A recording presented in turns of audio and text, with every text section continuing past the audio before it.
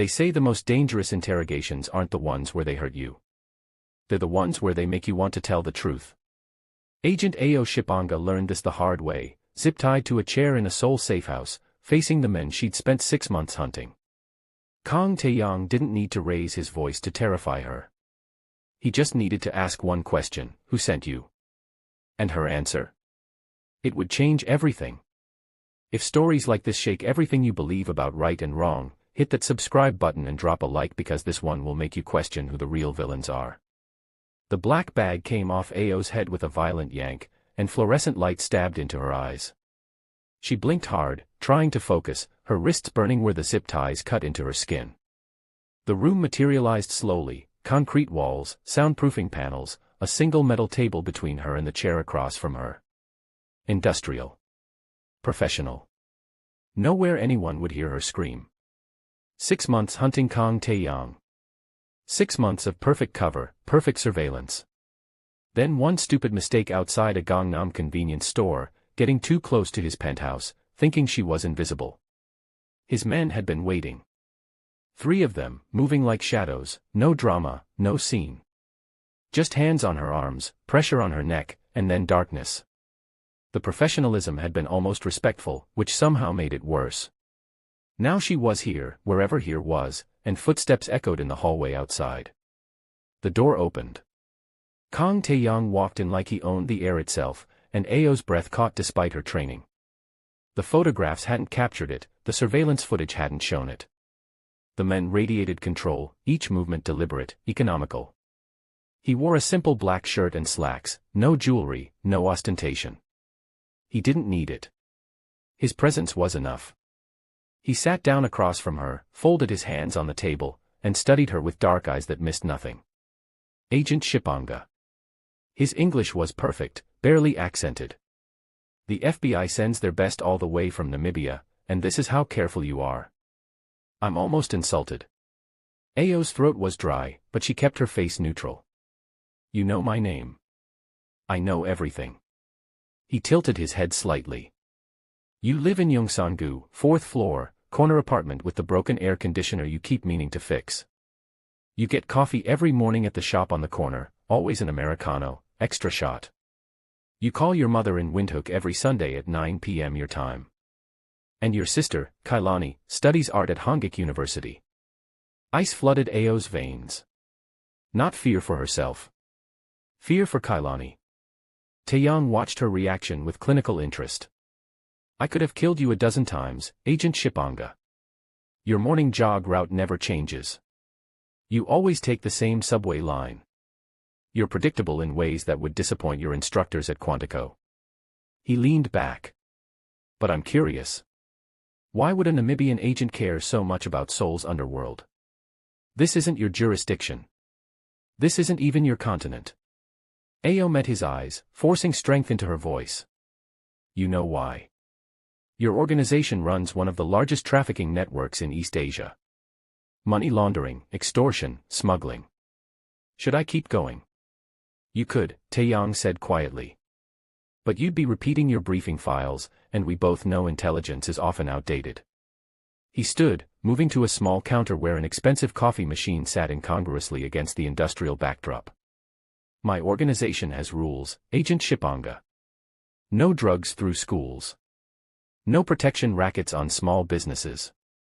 We don't prey on the weak. And we absolutely, categorically, do not traffic human beings. Ayo's laugh was bitter. You expect me to believe that? You're a crime lord. I'm a businessman operating outside legal frameworks. He made coffee, an Americano, extra shot, just like she took it every morning. The gesture threw her off balance more than threats would have. My father drowned Seoul in blood.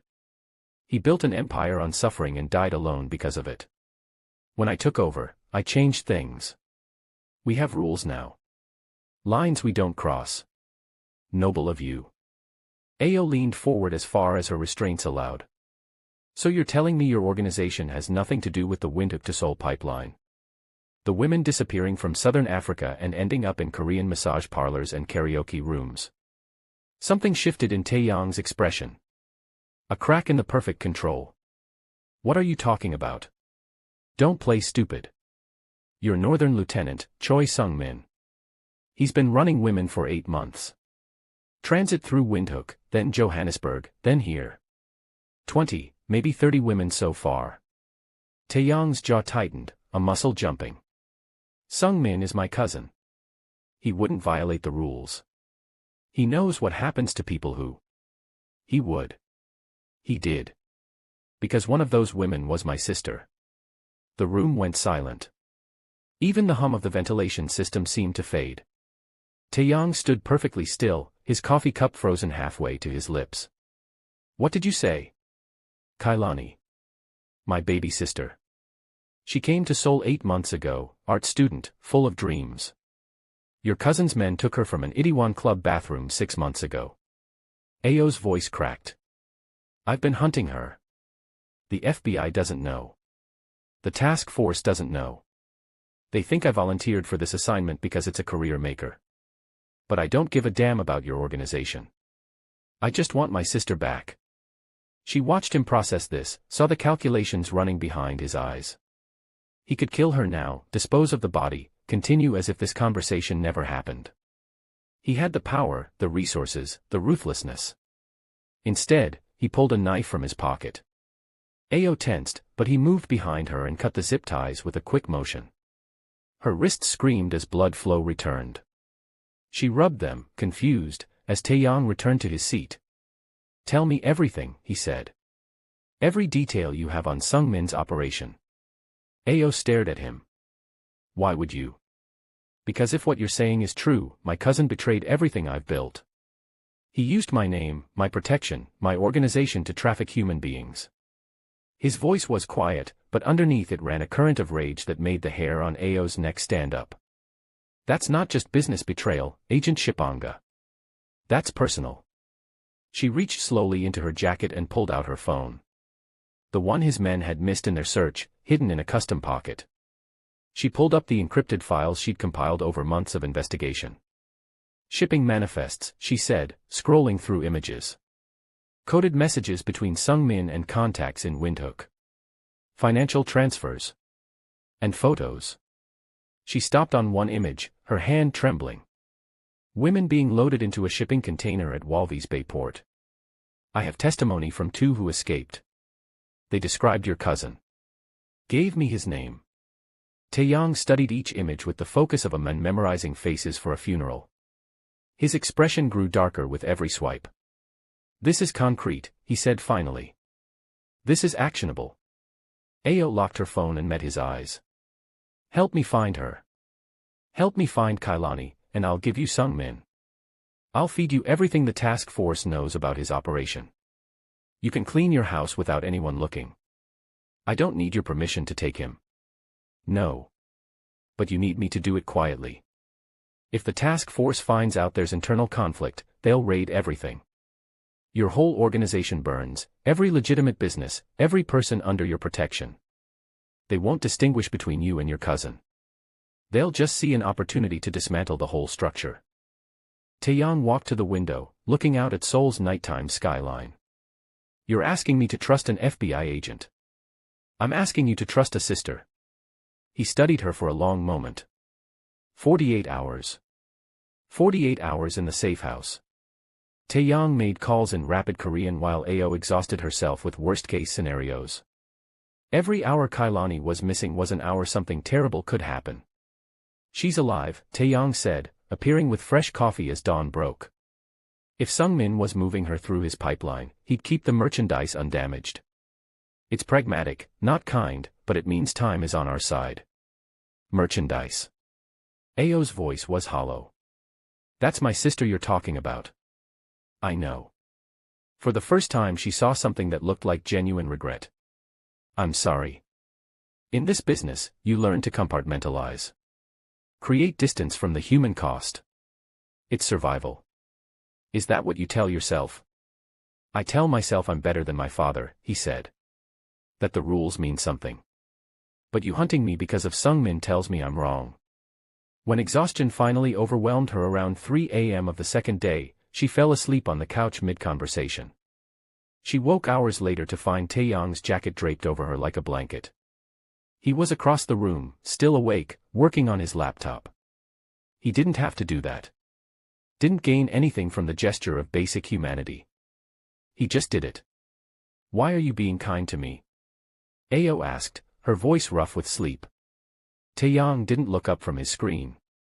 Because kindness costs nothing and cruelty costs everything. I learned that from watching my father. His phone buzzed at 3 a.m. of the third day. Ayo jerked awake as Tae-Yang answered in rapid Korean, his whole body tensing. The conversation was brief, clipped. When he hung up, his expression was grim. My second-in-command found something. Warehouse in Incheon, near the port. Movement inside, women's voices. Sungmin's men are there now. Ayo was on her feet instantly. We go. Now. You stay here. This will be violent. Like hell I'm staying. She grabbed her jacket. That's my sister in there. Tae-Yang studied her, then moved to a locked cabinet and pulled out a handgun. He checked it methodically and held it out to her. Stay behind me. If this goes wrong, you run. Understand? Ayo took the weapon, feeling its weight. Understood. The warehouse squatted in an industrial wasteland of shipping containers and abandoned equipment. Light showed through dirty windows on the second floor. Tae-Yang's men met them 2 blocks away, 4 silent professionals who didn't question their boss bringing an FBI agent to a raid. Then they hit it. The door exploded inward. Tae-Yang's team flooded through like water. Gunfire erupted, deafening, overwhelming. Sungmin's men fought back but they'd been caught off guard, hadn't expected an attack from their own organization.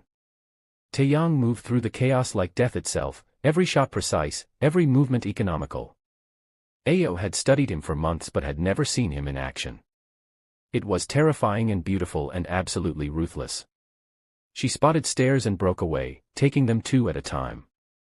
Tae-Yang shouted something behind her but she didn't stop.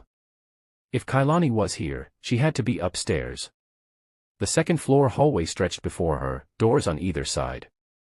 She tried the first, storage. Second, empty. Third, locked. Ayo stepped back and kicked hard. The lock held. She kicked again, putting everything into it, and the doorframe splintered. The room beyond made her stomach turn. Mattresses on the floor, buckets in the corner, the smell of fear and unwashed bodies. And women, 12 of them, huddled together in terror, hands covering their faces as light spilled in. I'm not here to hurt you, Ayo said, holstering her weapon and raising her hands. I'm here to help. I'm looking for movement in the corner. A figure uncurling from behind the others, thin and shaking. Ayo. The voice was barely a whisper, but Ayo would have known it anywhere. She crossed the room in 3 strides and dropped to her knees, pulling Kailani into her arms. Her sister felt fragile, breakable, so much thinner than 6 months ago. But alive. Breathing. Real. I've got you, Ayo whispered, holding on tight. I've got you, baby sister. You're safe now. I promise you're safe. Kailani sobbed against her shoulder, and Ayo let her own tears fall finally. 6 months of hunting, 6 months of nightmares, 6 months of not knowing. And here she was. Alive. Downstairs, the gunfire had stopped. Ayo got Kailani to her feet, supporting her weight. Can you walk? I think so. Kailani's voice was hoarse. Ayo, how did you? Long story. Come on. All of you. Ayo addressed the other women. Follow me. We're leaving. She led them downstairs carefully, weapon ready. The warehouse floor was silent now, Sungmin's men either dead or restrained. Tae-Yang stood in the center like a dark angel of vengeance, and at his feet, hands zip-tied, was Choi Sungmin. The family resemblance was obvious. Same bone structure, same dark eyes. But where Tae-Yang radiated controlled power, Sungmin showed only fear and rage. You've gone soft, Sungmin spat. Our father would be ashamed. Tae-Yang drew his gun and shot his cousin once, clean and final. Sungmin's body fell backward, and silence filled the warehouse. My father was a monster, Tae-Yang said quietly to the corpse. I'm something else.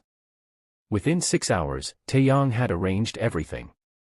Medical care for the women at a private clinic, no questions asked. Safe passage home for those who wanted it. Documentation scrubbed, records altered. Officially, this raid never happened.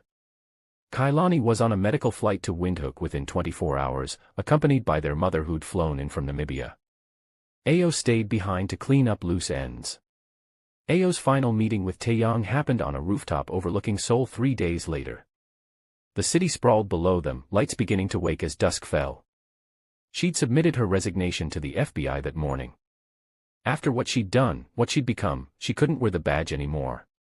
"I should arrest you," she said, not looking at him. "You should," he agreed. But she didn't move. They stood side by side, watching the city breathe. "Thank you," Ayo said finally. "For believing me. For helping her. You didn't have to do any of it." "Your sister deserves a life," Tae-Yang replied. "So do you. What Sung-min did, he did under my protection, using my name. That makes it my responsibility to fix." "Is that really why you helped?" "Responsibility?" He was quiet for a moment. "No. I helped because you reminded me why the rules matter. Why we draw lines and hold them even when it costs us. You were willing to burn your entire career, throw away everything you'd built, for one person. That's not weakness. That's the kind of strength I forgot I was supposed to be protecting." Ayo turned to face him. "Will I see you again?" Tae-Yang smiled, rare and genuine. "Not if you're smart, Agent Shipanga." "Good thing I've never been smart." He laughed, a real laugh, and for a moment he wasn't a crime lord and she wasn't an FBI agent. They were just two people who'd found each other in darkness and somehow made it to light. "Goodbye, Ayo." "Goodbye, Tae-Yang." She walked away without looking back, because if she looked back, she might not leave.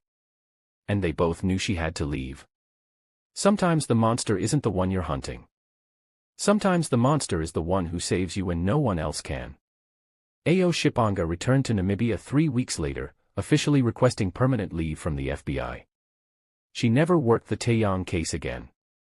And every year on the anniversary of Kailani's rescue, Ayo received a package with no return address. Inside, rare Namibian desert roses, impossible to find in Seoul. No note. No explanation. Just a reminder that some debts can never be repaid. And some connections, no matter how dangerous or impossible or wrong, refuse to be severed. Because sometimes the most dangerous thing isn't the criminal you're hunting. It's realizing that monsters can have honor, that enemies can become allies, and that the line between right and wrong is far more blurred than they taught you at Quantico. If this story made you question everything you thought you knew about justice, drop a like and subscribe for more stories that challenge what we believe about good and evil. Sometimes the truth is more complicated than we want it to be. Comment below, would you have made the same choice Ayo did? Let's talk about it.